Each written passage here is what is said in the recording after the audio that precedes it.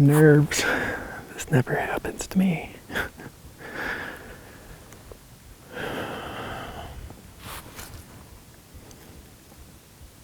Every hunt we do, we try to come up with this, what we call pivot point. Some say lessons learned.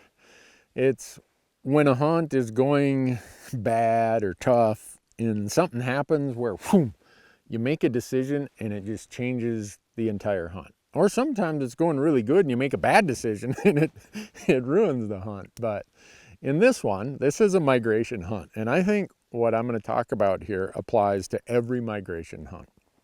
I've had the benefit of hunting migration hunts for elk, for pronghorn, for mule deer, and I've made a lot of mistakes in those migration hunts.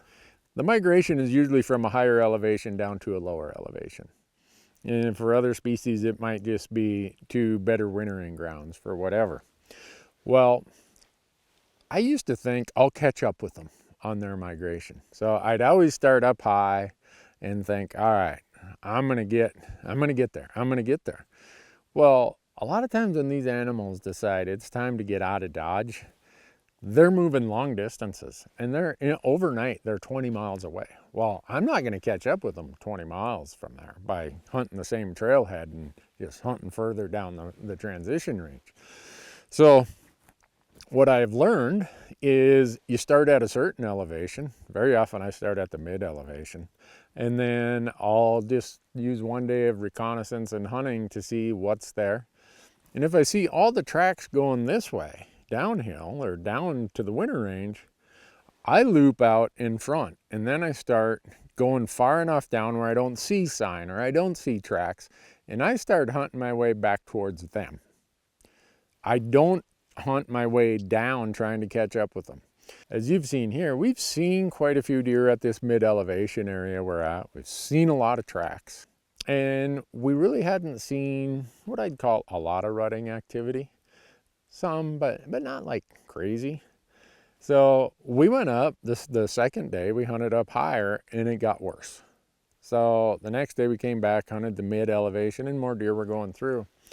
Well, on the day that Matthew shot this buck, we went way out into the core of the winter range, came in and then started working our way back up, and we didn't go very far and we were running into deer. I mean, 6 here, 8 there, 4 point here, 4 point standing in the road, walking around sniffing where the does were at.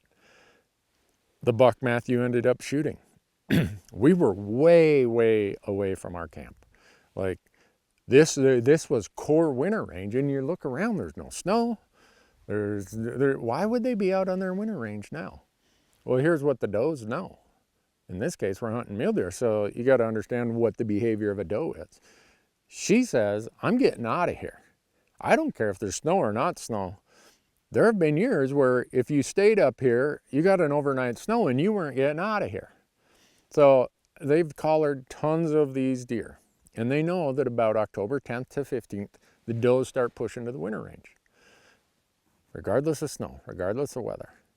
And the bucks, being the rut starts in early November, they all of a sudden start catching up with the does and start staging next to them. So the pivot point for this hunt was assessing what we'd seen.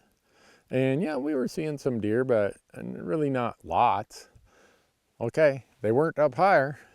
When we decided to go out low to the edge, kind of like where that transition range and winter range meets, and start hunting our way back up, that's when we had success.